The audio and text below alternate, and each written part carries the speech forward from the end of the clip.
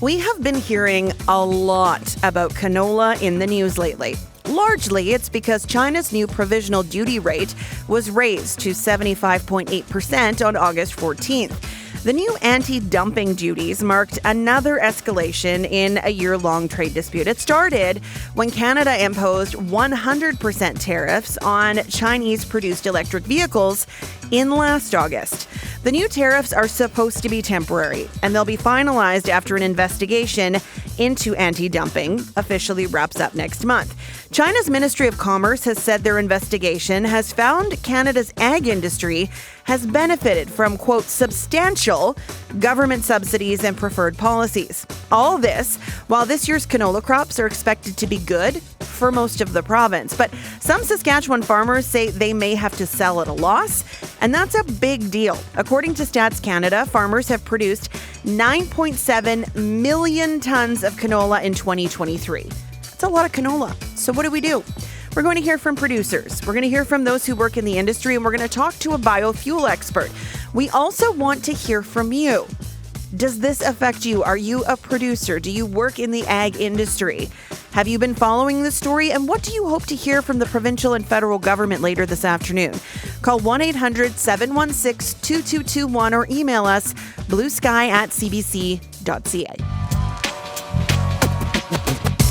Of course, you've been hearing about this in the news, and that's because we've been talking with canola farmers.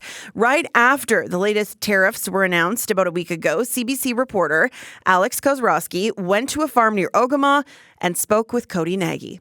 It's all I've ever done, so if you ever have the thought that crosses my mind where maybe it's not financially viable, of course that's stressful. Whenever there's an issue like that with one of the main importers of canola, it's obviously going to have an effect on the price, which then in turn affects us. Because when we grow a crop like this, that's expensive to grow, and we've got it to a point where we have the maximum amount of dollars put into this crop, and then an announcement like that just essentially dropped 50 cents a bushel right off the top. Right with that announcement, and who knows what it'll do over the next month or two or however long this lasts. The timing was essentially the worst time for us. Canola was a decent price. We've pre-sold a little bit, but not a whole lot, because we didn't want to overextend ourselves. Essentially, we wanted to wait until we saw what type of crop we had. So we're not as protected as I would have hoped, but we didn't necessarily see this coming. So how do you protect against something that you don't know is about to happen, type of thing? It requires a lot of fertilizer. Fertilizer prices are higher. The tariffs have an effect on them. The seed's expensive. The chemical to make sure the field stays essentially weed and pest free is expensive. Machinery is expensive. Just essentially our costs across the board have increased rapidly in the last 5 years, and the price of canola is not kept in step with that. And then add U.S. tariff pressure and now the Chinese tariff pressure, it's a downward trend on the price and an upward trend on the costs, and it's essentially not a great situation. Like, just for instance, urea prices today are $800 a ton, and not that long ago I paid $350 a ton. So when your fertilizer price doubles, and the price of canola at that time was probably $11 or $12, and now today it's $13.50, $14. So fertilizer's doubled, and canola's gone up, call it 20% since then. The cost line and the revenue line are starting to match, and that's not great for longevity. You're concerned about, will you have enough money to operate in the future? Yeah, it's like every other small business. When the revenue and the expenses are starting to amount to about the same, it makes everything more difficult. And when you add difficulty in a business that you're into as deep as we are into farming, like, of course it's stressful. That was Cody Nagy. He farms near Ogama. And now we're going to take you to the Watrous area. That is where we have reached Leslie Kelly. Canola makes up about a third of their 7,000 acre operation.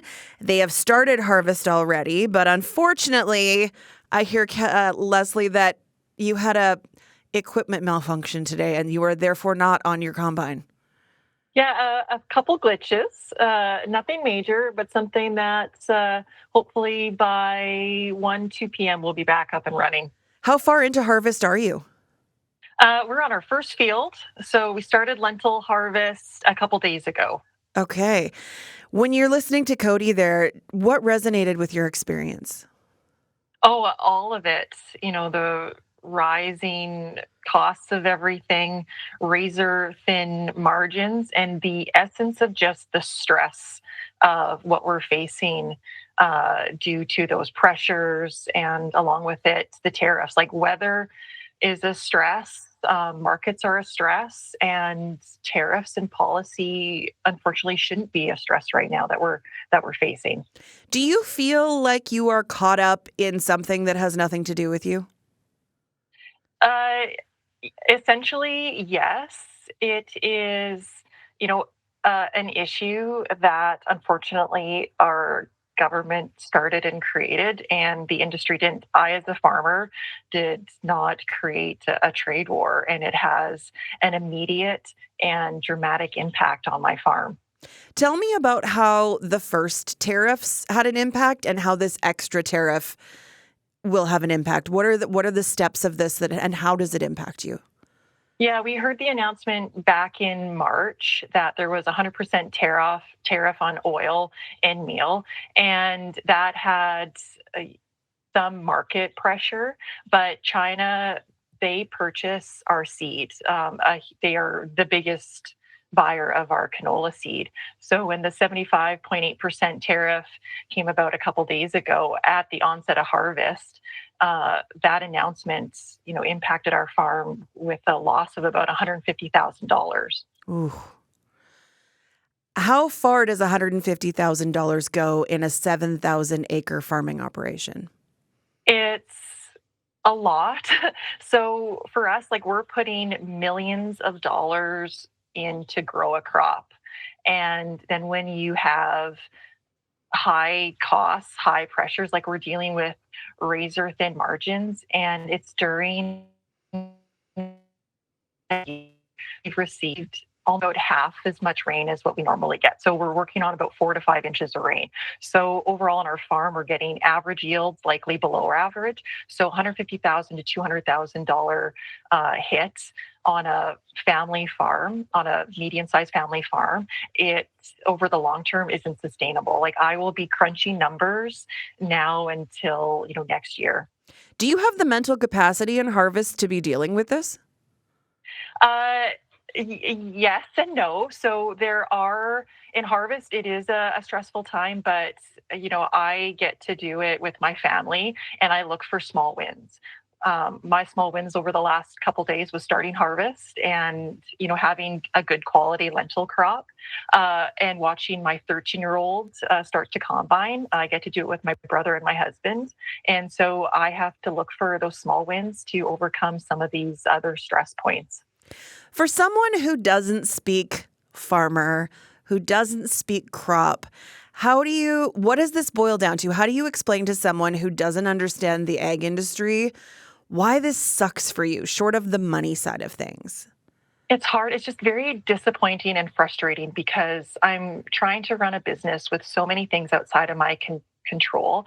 And this crop, canola, isn't something that I just can't immediately um, divert and grow something else. With the millions of dollars I put in, I'm going to have a product that I won't be getting the amount that I put back into it. And canola has been a part of our farm and Saskatchewan since the 90s. It's part of our long-term crop management plan.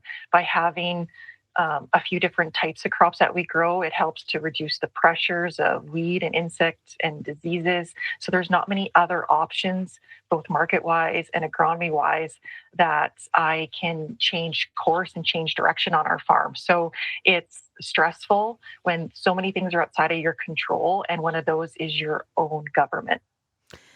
You are a longtime advocate for mental health in agriculture. What kind of toll has this taken on your mental health and on your family? Farming, I'm so proud to farm. I love to do it with my family. I get a great sense of accomplishment.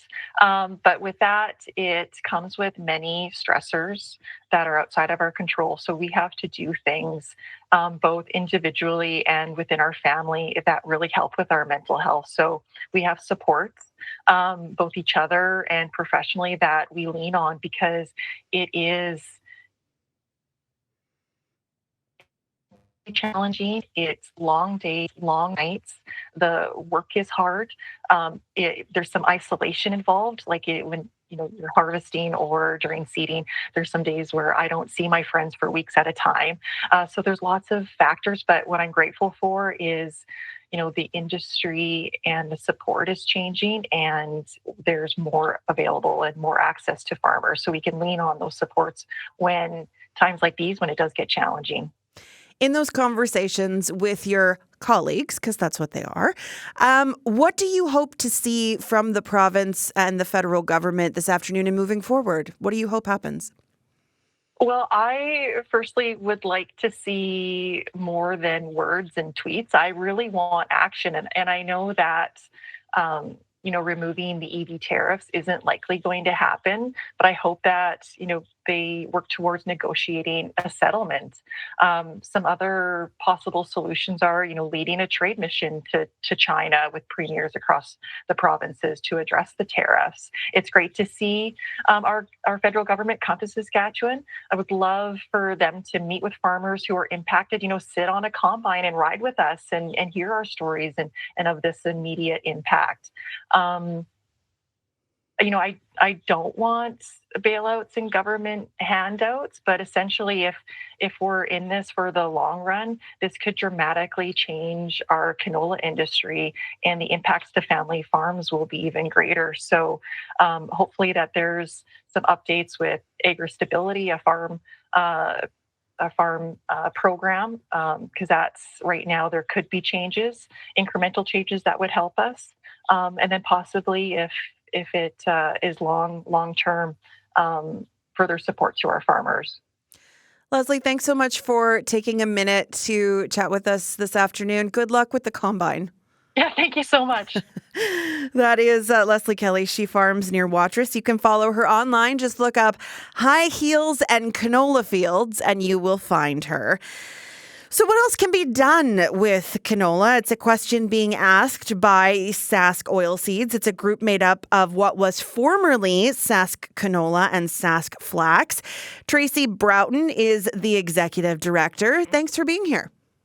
Thanks for having me. So first off, tell us, what does your organization do? Our organization, we support farmers by investing levies that are collected based on the sales of canola into research and market development activities. So we exist to basically develop the crop from the farmer's perspective. So what are you hearing from your members right now? Are you hearing a lot? Yeah, we are hearing that farmers are frustrated. They're like, feeling a little bit like farmers are being caught in the crosshairs of an international trade war, and there's really nothing that they can do about it on their farms, and they just want to be like harvesting their crop. We're heading into the fall, and that's typically what happens. It's usually a stressful time, but the thing that we're usually worrying about is, am I going to have a good solid several days that I can be combining? But this year it's also the worry of, am I going to get the crop off? And then what am I going to be able to sell it for?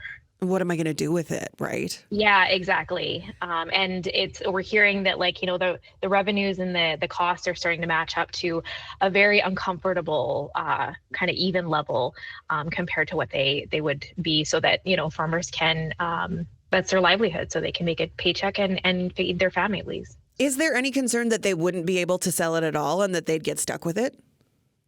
China is a pretty big component of the market, so there are other players. Obviously, they're kind of the second largest market for canola.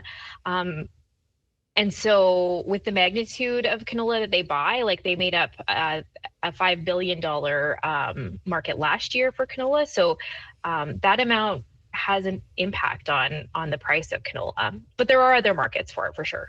Is there any talk of anyone changing what they're going to grow next year because they don't want to get stuck in this again? It may not happen year over year. Farmers have a crop rotation and they want to make sure that they're managing their soil health and there's a whole lot of other factors.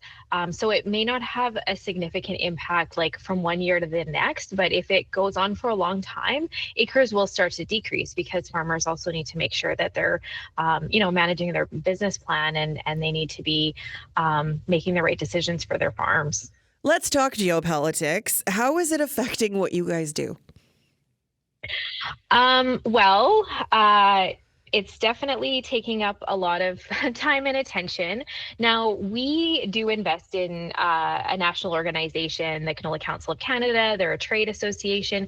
They typically do a lot of the heavy lifting as it relates to like market access and trade.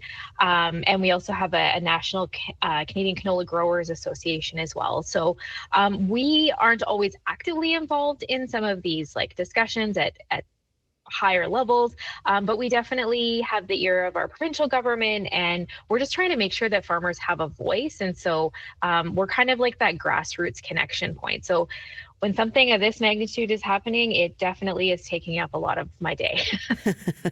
Where do you think the industry needs to go from here? Is there a clear path, or is it really uncertain?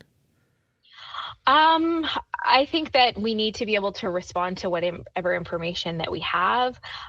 So a clear path for us would be for the Canadian government to engage actively with China to sort out how to reopen the market, how to, maybe manage this as quickly as they possibly can so that the canola market can recover before farmers are selling it. And then we need to just make sure that long term, we're always looking at market diversification options. Let's talk about diversification. What opportunities do you see right now that maybe we could be investing more into or exploring a little more thoroughly? Sure. I guess just to back up a little bit, like we grow quite a bit of canola in Canada, and about 90% of it gets exported. So as much as, Canadians do buy canola oil to use in their kitchens, it's still not a significant market. So we will always rely on some level of export market, but there is an opportunity that has been kind of talked about over the last several years around biofuels. And there's a new renewable diesel plant that is coming online in Alberta, actually, by Imperial. And so that will be a market for Canadian canola. And renewable diesel it has had some attention over the last several decades. So, there's concerns with traditional biodiesel and the impact it has on engines, but there have been a lot of advancements in that area. So it can be kind of traded equally with petrodiesel. Is your background canola, or have you become the biggest canola expert? Well, I grew up on a farm in southwestern Manitoba, so I have had some experience. But you definitely learn a lot on the job. And my main, I feel like my job is to be that amplify the voice of the farmer. And so, I'll do whatever I need to do to make sure that their needs are heard by the government and make sure that they have a market to sell their canola in. Tracy, thanks so much for sharing your expertise and what your organization is doing right now. We appreciate it. Thank you for having me. Today, we are doing a deep dive into canola on Blue Sky. I'm Sam McKeag, and our next guest has been following all of this very closely. Stuart Smythe is a professor in the Department of Agriculture and Resource Economics at the University of Saskatchewan. He joins us now. Welcome to Blue Sky. Good afternoon, Sam. Tell me, why is China such a big market? Why such a big player? A lot of it goes to they just have a high domestic demand for cooking oil because a significant portion of their diet is based on deep frying foods, and Canadian canola is among the world's best for high stability at high temperatures for frying foods. Okay, Premier Scott Moe joined Karina Roman on Power and Politics yesterday to talk about this issue ahead of his announcement that's coming later this afternoon. And I want to share that with you and get your thoughts on it. Premier Moe says he is committed to a trade mission to China with the federal government, but he also says this issue is more complicated than people might think. Have a listen. In terms of other premiers also calling for action, Manitoba Premier Wab Kinew wants Ottawa to use the money that, even if it's a temporary tariff, but the money from the Chinese EV tariff that we have on to help canola producers with monetary and other supports. Is that something you would get behind as well? Well, we have to be very careful because there's direct and indirect actions that can happen. And our largest trading partner is the United States of America, and we need that market as well. And so we have to be, sensitive and aware to what any indirect, consequences or action of financial supports may be in this space. I would say that if we can gain market access to both the United States and China for our canola products, and no support would be needed. And that's our primary goal right now. We have likely a 6 or 8 week window where this tariff is a temporary tariff in China.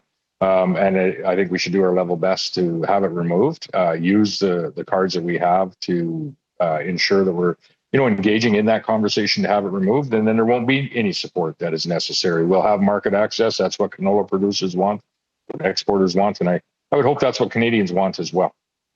Now, last week, the show talked to the Canadian Canola Growers Association. Rick White, the CEO, said that this is a political problem that requires a political solution, that going through the whole WTO process is not quick enough to deal with this. Do you have any hope that this could be resolved quickly and these will be short temporary tariffs as opposed to long-standing ones? He pointed to the barley situation in Australia, and that went on for 3 years. So what are your hopes there? I agree with Rick, and that's all the more reason for politicians to find their way to China and to make every effort. And I don't know how it'll turn out, but make every effort to have the conversation with a significant trading partner of ours, in particular when it comes to the conversation around the canola space. I would hope, and I think they'd be receptive if the Prime Minister was to show up with a premier or two, supporting Canada's position. And I'd hope we'd be able to advance the conversation to, a place that's good for everyone. That's my hope. We'll deal with things as they transpire. But, I firmly believe we have 6 to 8 weeks here to, make an impression and at least make an attempt to represent Canadians and represent 200,000 Canadians that work directly in the canola industry and many more indirectly. Do you have any sense from the Prime Minister? Have you heard from the Prime Minister on whether he's open to such a trip? Yeah, we've been engaged with not only Prime Minister Carney, but his Parliamentary Secretary, Cody Blah, the Minister of Agriculture, and a number of other ministers, not only on the China file, trade file, but also the United States of America trade file, as they are linked, as we can see with some of the political consequences. In particular, I think in Saskatchewan, we're seeing that. They've been engaged, and I commend the Prime Minister for prioritizing and meeting with the Prime Minister of China and finding his way to ultimately the meeting that has to happen, which is President Xi. And we want to do everything we can to further prioritize and intensify the efforts for that meeting to happen in the next number of weeks. It needs to happen in the next number of weeks in order for us to find a path forward with our second largest trading partner when it comes to our province. And I think a trading partner where there's additional opportunities in the future for all Canadians. That was Premier Scott Moe speaking with Karina Roman on Power and Politics yesterday. Stuart, do you have thoughts on what the Premier said there? Yeah, I think this morning's announcement from Farm Credit Canada that they're going to make loans available to farmers of up to $500,000 might indicate that from a federal government response, they see, increasing debt availability to farmers as the solution.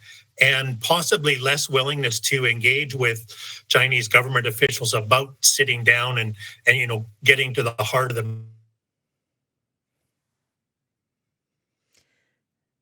Oh, he appears to be frozen. Oh, we got you back. Nope, we don't have you back. Okay, Stuart has frozen. That is unfortunate. Oh, he's blinking. There, we're good. Can you repeat your answer to that? Because you froze and didn't just freeze a little bit, you froze entirely.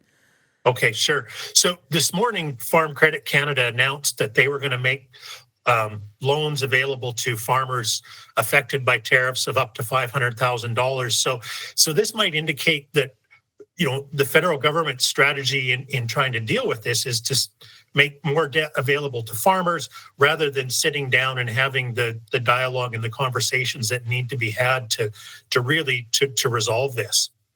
Is more debt availability, in your opinion, the right solution? No, and I was looking.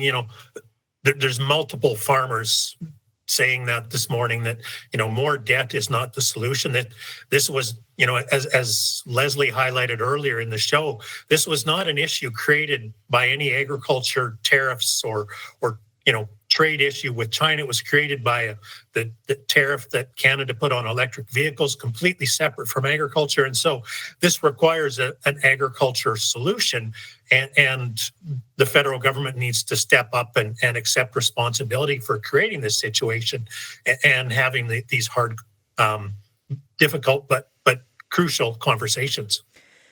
Okay. How do we transition, though, into maybe other opportunities? I say that as I know we have just Cargill built a canola crushing plant. FCL paused their canola crushing plant. This is big business in Saskatchewan. Where do you see us going or the opportunities here if China becomes less of a trading partner in terms of canola? Yeah, so one potential solution is to increase our domestic blend mandates for biodiesel. Ethanol would be another alternative market.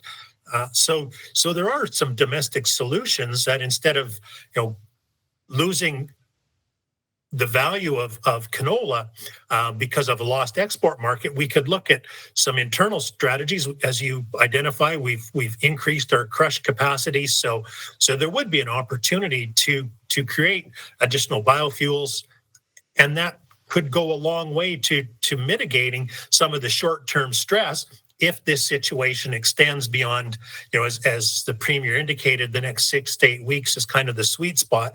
If we're still dealing with these tariffs by next spring, then we're going to need a longer-term solution. Can you briefly, I should have asked this off the top of the show. I did research into this and I understand it, but for people who hear the term anti-dumping, can you explain what that means in the market economy of not just canola, but just of exports in general? Certainly. So what dumping means is that you're selling below the cost of production, which is not the case because, as Leslie indicated, farmers are putting thousands of dollars per acre to produce canola, and the federal government doesn't provide any subsidies to the companies that are developing canola to be sold. And what it would indicate is that somehow the Chinese government thinks that their subsidies may be going to the elevator companies or the rail companies, but those are competitive. So this is a political retaliation by the Chinese government. There's no evidence that there's lavish and multi-million-dollar subsidies going to any sector of the canola supply chain. What are you hoping the next step is?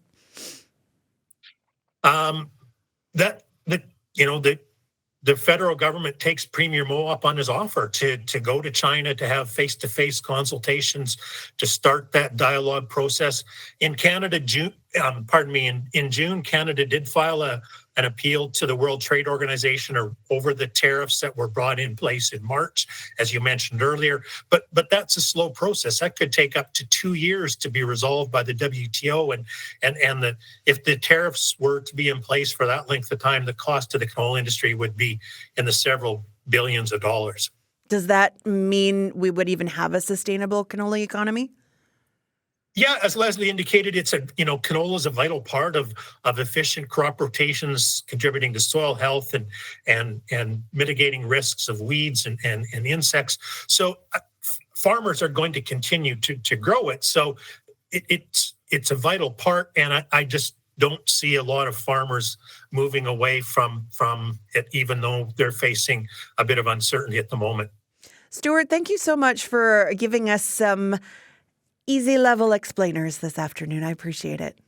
My pleasure. Stuart Smythe is a professor in the Department of Agricultural and Resource Economics at the University of Saskatchewan. One of the things that Stuart mentioned as an opportunity is diversifying more into biofuels. Our next guest would also like to see that. Fred Gatala is with Advanced Biofuels Canada, and he joins us on the line now. Hi, Fred. Hi, Sam. Thanks for having me. Okay, what are your thoughts on this off the top as you've been hearing all of this input from producers and organizations supporting canola producers and the Premier? What has stood out to you so far? I mean, the pain is absolutely real. This is immediately impacting the P&Ls of growers across Canada.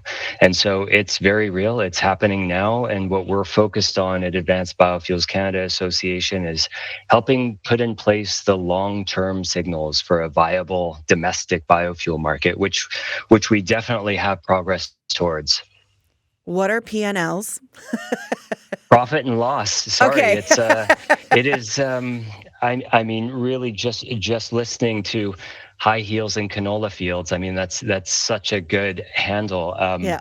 This is. I mean, just to say in a very flippant way, this is extremely real. This is real life. This is viability of what people have dedicated generationally towards. How did you get into biofuels? Well, renewable fuels are one of the best ways that you can reduce emissions in the transportation sector. When you produce the fuels close to home, the economic value stays in the local economy. It's one of the best solutions to lower emissions, increase economic activity, with really not requiring people to change the way they operate. You can put renewable fuels like biodiesel, renewable diesel, sustainable aviation fuel in the vehicles that we use now, and people don't have to change anything. Of course, EVs are wonderful. You can plug them in. They're great, no emissions. But the fact that you can go to the gas or diesel pump, fill up normally, and have, in the case of British Columbia, 31% renewables in your diesel tank without having to change anything is very valuable. And so transportation is one of the hardest sectors to reduce emissions from. And so biofuels are one of the best ways to do it. Some of our colleagues say, tell me your problems and I'll tell you how biofuels solve them, because they just check so many boxes. So how is canola currently being used in biofuel in Canada? And is it different from province to province and region to region? It's different from province to province. We have basically a mix of policies across the different provinces. We have a low carbon fuel standard in British Columbia. We have renewable fuel standards in Alberta, Manitoba, Saskatchewan, Ontario, Quebec, and then we have a federal clean fuel regulation. On average, we have 6% renewable content in our fuel mix, in our diesel mix across Canada, about 10% bioethanol in our gasoline mix. British Columbia has, as I just said, over 31% renewable content in its diesel. So it's a market that is happening. It's pulling canola into it. Really, canola is Canada's ace in the hole for being able to produce high quality biofuels that work in low or cold weather, like canola, because of its chemical profile is ideal. So it's it is one of the best feedstocks for renewable fuels. When you turn canola into biodiesel or renewable diesel, it reduces emissions by 90% below petroleum diesel.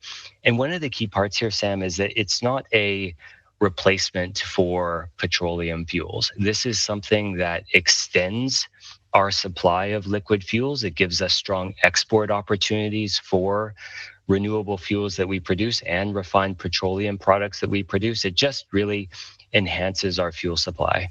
What has to happen to get canola from the pretty yellow flower to being part of some kind of diesel mix? Well, you mentioned it. You mentioned Cargill's crush capacity investment happening in Saskatchewan. So you can't just feed canola seed into a renewable diesel facility. Of course, you have to crush it to get out that 42 to 44% of the oil. And then with renewable diesel, it's kind of similar to a petroleum refinery. You use hydrogen, you use catalysts, and you essentially create a fuel that is chemically indistinguishable from petroleum diesel. It simply works. Biodiesel is a chemical process where you transesterify the fuel. Biodiesel has oxygen in it, so you get really complete combustion, very good for local air quality impacts. But this all occurs through, you need a policy signal that pulls those fuels into the market. So Saskatchewan has a renewable fuel standard that requires at least 2% of the diesel mix to be renewable. Saskatchewan's about at 2.5%. Saskatchewan has a requirement for 7.5% renewables in gasoline. It's nearly at 10%. So those types of policy signals give renewable fuels like canola biodiesel and renewable diesel a toehold in the market. And then policies like the federal clean fuel regulations provide an economic incentive for fuels like renewable diesel to be produced and blended. Why, this all sounds very lovely in terms of, as we're fighting climate change and trying to figure out how to lower emissions. Why aren't the mixes higher? Is this an expensive investment? Is it that there's not places that do this? Why is there, we'll call it an obstacle there? Why aren't we where we want to be? Well, we're making progress. I'll say one of the key things is renewable fuels, especially liquid renewable fuels used in the transportation fuel supply, they need that policy signal. If there is uncertainty over the durability of that policy signal, it adds risk, which impedes investment. And so because in the last federal election, it looked like the clean fuel regulation was very much in question whether it would stick around depending on the election outcome. And so that really did close wallets for investment. So the durability of a policy signal is essential to having expansion of renewable fuel production capacity, which of course then creates a greater signal for canola to be utilized in that supply chain. But we're making progress, right? The clean fuel regulations federally are expected to have at least 11% renewables in diesel by 2030. I think we get there faster than that, given that we're already at 6% in 2024. So just policy stability is very key, and one of the key parts of policy stability is ensuring that Canadian producers of renewable fuels are competitive in our own domestic market. One of the biggest things coming at our sector is the fact that we are competing against imports, which have a production tax incentive, which currently we're not able to compete with. But where are these being processed, I guess? Like, I know we have crushing plants, but where are we processing them to the point that they can be biofuels? Are those common? Yeah, so in Canada, our biofuel producers on the diesel side, we have renewable diesel being produced in British Columbia, now in Alberta, and also in Newfoundland. We have biodiesel being produced in BC, Alberta, and also in Ontario and Quebec. Saskatchewan primarily provides feedstock, canola feedstock that is turned into biodiesel and also is exported to to foreign markets where it can also be turned into renewable fuels. So probably the closest biofuel plant to Saskatchewan is just on the Alberta side of the Lloydminster border, where much canola goes. That's the largest biodiesel facility in Canada, and fuel from that facility serves the markets in Western and even Central Canada. How did or would completely scrapping a carbon tax affect biofuels? Is that a policy signal that helps or hurts? So the carbon tax is completely separate from the clean fuel regulations. The carbon tax has had no real positive impact on pulling renewable fuels into the market.